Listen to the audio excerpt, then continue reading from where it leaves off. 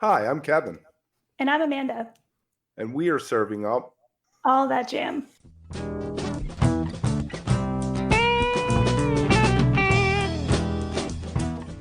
A lighthearted look at the weekend jam bands.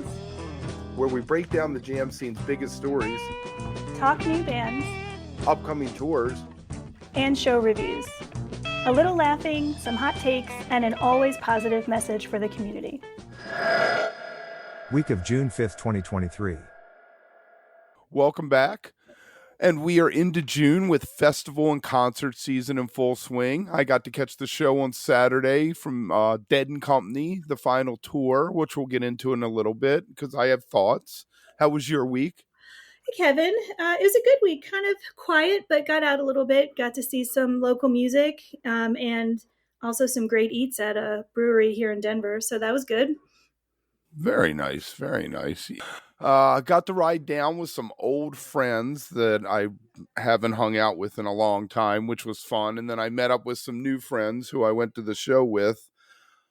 And I just want to say that the Grateful Dead's music, I think, as much as it sucks to go to sheds and stadiums, really belongs there. It fills it. Drums in space. When Mickey's hitting that beam, it's just it fills every corner of it. And as much as it sucks having to get in into Nissan Pavilion and everything, or Jiffy Lube Live, whatever it's called now, I think it's worth it. It was worth it for that. So if you're out there and you haven't seen them or you're on the fence, try to get there. But it looks like the whole tour is sold out the rest of the way. Yeah, I mean, that's what I've been looking at. And Kevin, I think that's a really great take. And I like your perspective on that because you're right. I think so often, and I'll speak for myself, I can get on that train or that wheel of want to be at a club, smaller venues are better, but there's a reason why bands play certain size venues, and not every band can fill that space. Right. Very few probably can actually in that way. So it's a great point. And you get Wolf Brothers. You get to see them in the smaller venues. This is like it's actually a once in a lifetime chance now if you haven't seen them. Right. I mean, like, no hyperbole. That's true. Right. And I just don't think there's ever going to be anything big enough to get the whole circus in full swing and hitting the road. I talked to people from California. People were doing the whole tour, all the RVs and the buses. It really had that old school vibe in the lot. So it was fun. That's awesome. Fun stuff. We got some interesting stories this week. You gave me a little preview. So why don't we jump into the top 3 stories of the week. All right, Kevin. Yeah. So, as always, scouring the interwebs high and low to find some stories. The first one I know we had connected on, and actually it's something that I've been following for a while now. Wanted to just mention, in case you haven't heard out there, that saxophonist Skerik has really been going through what I can only describe as a very unusual kind of injury that started a couple months ago, actually, when he was out on the East Coast. Shoulder, neck injury. And since that time, he has just been unable to do much of anything. So he's missed tours, lots and lots of income. A GoFundMe was very recently started for him by some collaborators, Scott Amendola and Will Blades, who he was playing with on that mini tour in April when this happened. Kind of just woke up with what we all have, right? Every once in a while, like a tweak in your neck, but it just escalated into something much, much worse. And he's been seeing every medical professional under the sun. So if you haven't seen this yet, if you are, curious about it, they've raised quite a bit of money. I think almost $90,000 at this point. So there's already been a message on there that, whatever he doesn't need will definitely be going toward others in the industry that might need some extra funds. So if nothing else, it's a great show of support from the community to one of its own, as enigmatic as he may be. Right. If people who don't know Skerik, he's been in a bunch of bands. Critters Buggin', like Jumps Out at Me is probably one of the bigger names He the dead Kenny G's, but he was playing with Les Claypool. He was supposed to be part of the Frog Brigade this summer, so that is a big chunk of income if you think you have it coming in. And plus, he missed Jazz Fest, which I'm sure he was one of these guys, like Brian Haas or somebody, George Porter, who had 10, 15 things lined up. Oh yeah, and let's not forget Garage à Trois, which is how I first heard of him. Of course, Dylan, Stanton Moore. I mean, unreal. And I will just throw out there, because I feel like this is one of the lesser known groups. Tuatara is from the '90s, I think. They had members of REM. Critters Buggin' was in there too, but awesome stuff. So yeah, he's just been everywhere. Future Knot is another one that I especially dig. And so yeah, when you see something like that happen, you want to help, especially something that is still relatively unexplained, although it does seem like he's up and moving about a little bit these days, but maybe not at a point where he could get back on the road. So definitely you can search that out. It's all over the internet if you're curious. We'll put a link up for the GoFundMe page. Yeah, for sure. Absolutely. Yep. So that's our first story this week. So our second story this week is about the Punch Brothers. They've been around for a really long time. And after 18 years, Gabe Witcher is leaving. So I thought this was an interesting story for a few reasons. Number one, that's a long time to be a part of the same ensemble. But that slot has already been filled by Brittany Haas, who's played with them before. She has history with them. I'm not super familiar with their work, but I think that anytime somebody leaves a band that many years, it's going to change things, although it could definitely change for the better. Kev, are you a fan of them by any chance?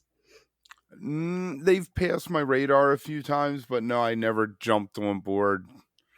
So, Yeah. but yeah, you're right. I mean, 18 years, and you wonder, do you end up with a Spafford situation where they really embrace it and start to take the whole band in a new direction? Or does it become a thing like the Flying Burrito Brothers or something where they keep adding new members, but it never reaches what it was in the past? Exactly. Although I will say that if people out there are not familiar with Brittany Haas, she is truly incredible. She's been playing since her early teens, went to Princeton, and she's played with everybody. Andy Hall, Sierra Hull. And actually, she began as a touring musician when she was like 14 with Daryl Anger. So she has definitely paid her dues. And, like we've seen even in Dead and Coke, she could bring a completely different energy to what they do. So We should talk to her. Yeah, that's what I'm thinking. So Gabe's last shows are going to be at Telluride Bluegrass Festival coming up in just a week or so out here. And they will have a main stage set on Sunday, June 18th. The third story this week was a surprise reunion of the Fugees after Lauryn Hill's closing set at Roots Picnic in the Philly area. Wyclef Praz joined her. She was celebrating the 25th anniversary of the miseducation of Lauryn Hill. Now, where this ties back to some things we've talked about was that really kind of interesting story of Praz being found guilty in federal court. This was in April, of 10 criminal counts related to a failed conspiracy to help a Malaysian businessman and the Chinese government influence U.S. officials. Does that not sound like an episode of 24 or something? Yes, it does. That's exactly what happened, allegedly. But there he was up on stage, and he's facing up to 20 years in prison, hasn't been sentenced yet, but, rocking up there with Wyclef. So he's free on bond until he's sentenced. Yes. So they played 6 songs. People were completely amazed. It was the end of the day, and there'd already been a lot of music. So Lauryn Hill has a really big band, like almost 20 members. But by bringing the Fugees back together, I think people got what they probably never thought would happen.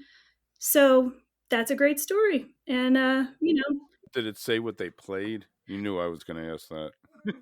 The Philly Inquirer did not have a set list, unfortunately.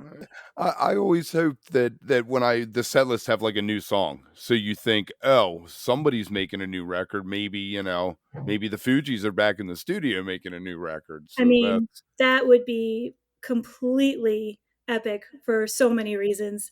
Yeah, Stranger things have happened, like just the sentence I read about Praz and his sentencing. So, you never know. Things could totally transpire that way in a few years. exactly. So, this week on our interview, let's jump into the interview. This week we have the Allergies. We've had a couple shorts of them about samples and their new single that they had out at the time. The first clip's going to be about an EP they put out. Amanda asked about beats per minute and how long it takes to make a track. It's some really, it was a quick moving conversation with them. What was the EP called? Their new EP is called Tear the Place Up, and they've been doing some live gigs over in the UK, getting a lot of press over there. And Jalapeno Records is a big part of their world. So if you haven't kind of gotten into them, that is a really great production company. So yeah, good stuff all around. Yeah, they the second clip we're going to get into, actually, I asked them about playing live and they were like, "We don't play live." And I was like, "Don't you like go out and do sets with band?" They're like, "Oh, yeah, I don't think they see themselves that way, which is really interesting. I think in their minds, they're, two turntablists producers, right? But the reality is I'm looking at a picture of them right now. They had a sax. Well, we'll get into it. You'll get to hear all that. So let's check this first clip out and we'll see you on the other side.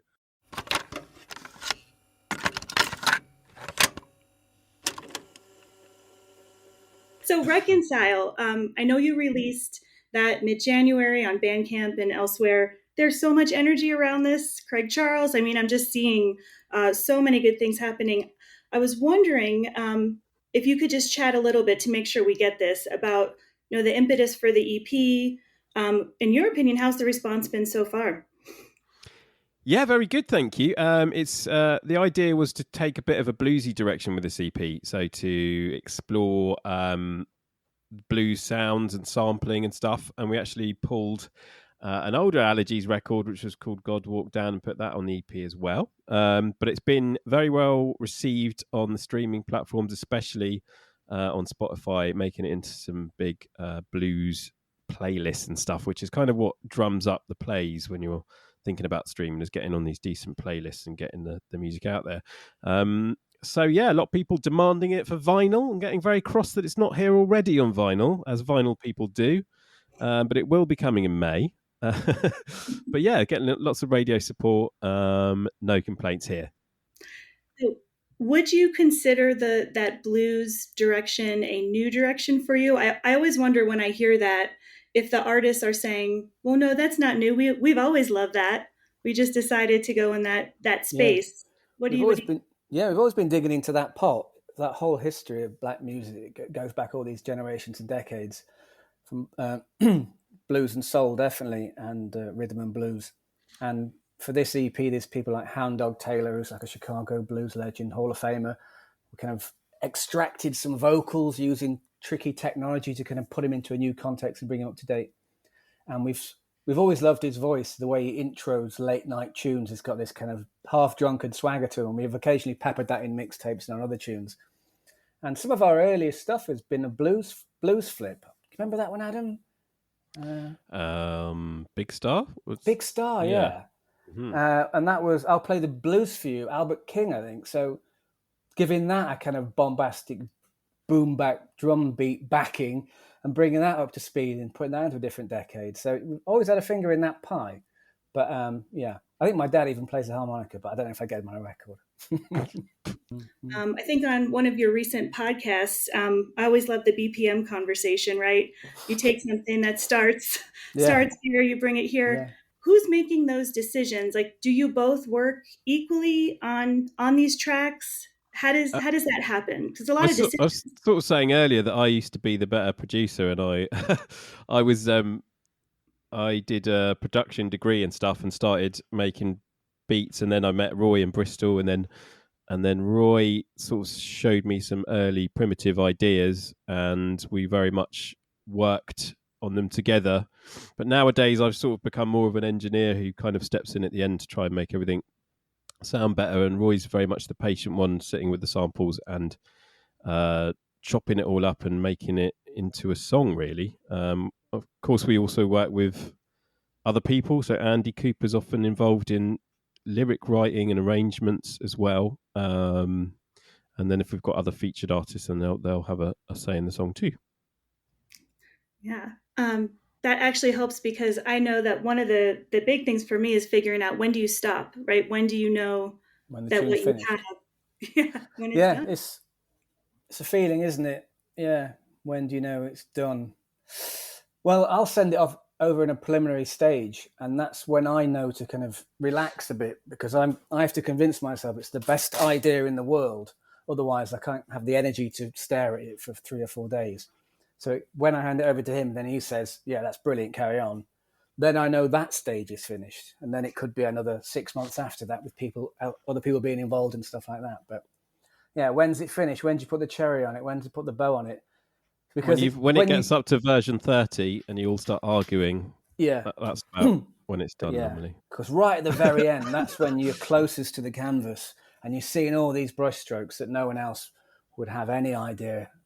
Like a Liechtenstein dot, you're right up to it, looking at the kind of the finish on it.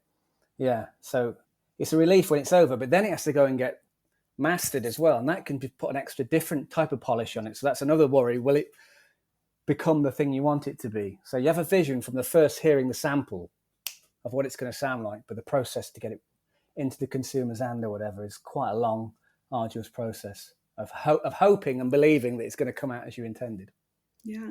So how long does that take? So if we take like Promised Land, for an example, fantastic, and I know we probably had pandemic situations in there too, just given the timing of that. But so, start to finish, how long was that The whole album, process? the whole album, or the title song, the album. The to make album. the album. Because it's such to me, that album especially just feels very, very connected, one song to the next. It's just, the story of it really flows. 2 years maybe, but some stuff, the heart of it might have been battered out in a weekend in a really inspired moment. I managed to go away on a kind of mini break camping with some friends and sit by a fire and reconnect with people in this little tiny microcosm of friendship. So that kind of set the seed for an idea of a promised land, of a place, of a utopia of sorts. And then just I remember making some beats and then not even knowing I'd been working on it because I was that intense on it. So that for some intense periods, time had no meaning. But then for the whole project, probably about 2 years, because the tune off there that would have gone on the last album that had so much potential. But then when you realise the new bodywork comes up, there's now a new context to slip that into. I mean, we've got an album that's coming out in May, and that's not out yet, and we're working on the album after that now. So it gives you sort of a bit of an idea of how far it all has to work in advance for it to work, really. And that album will have 12 to 14 tracks on, but 150 would have been made as well. So that's the thing, whittling that down and seeing what's the best.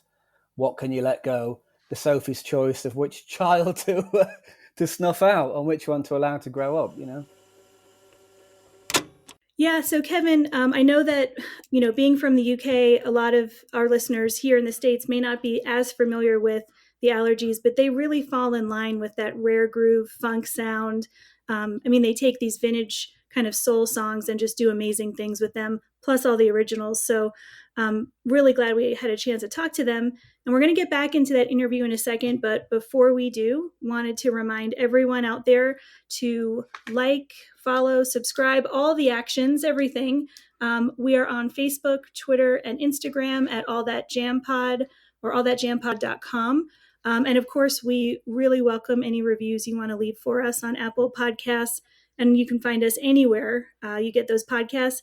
Kev, I've noticed recently we've really gotten some great shares from people that we've been interviewing. DJ Williams, Oregon Fairchild. So I'm really thinking that, that's becoming a good thing for us. So hopefully others will do the same.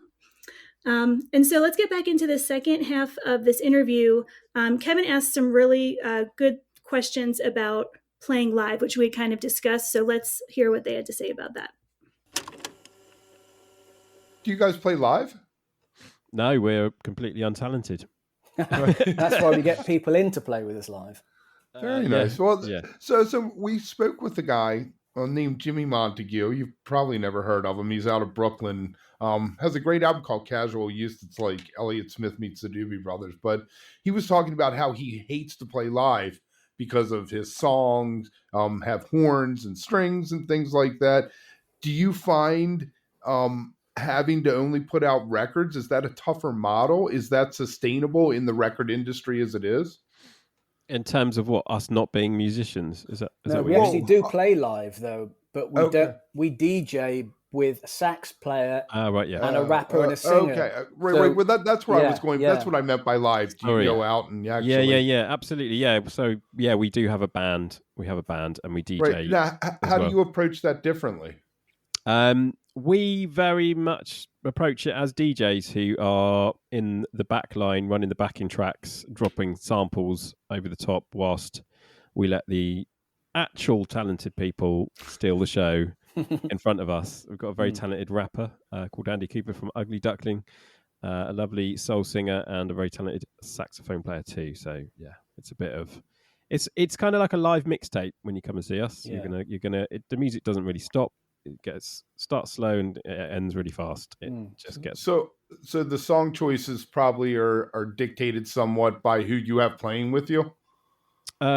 kind of, yeah. I mean, Andy features on a lot of our records, so he obviously does a lot of the rap tunes, recreates those live, and Marietta redoes a lot of the records where we've had a female singer or a female sample on there as well. Very nice, very nice. I'll have to look into that. Now, is this you're going to play like clubs? Do you do festivals? I'm not very. I went to Starscape once with my ex-wife 20 years ago, which was in Fort Hempstead Park in Maryland, and she tells me I saw some of the best DJs ever, and I have no idea. Yeah, it's made a lot of clubs. A lot of festivals seem to be very popular on a festival circuit. That's certainly where we want to be heading in terms of direction.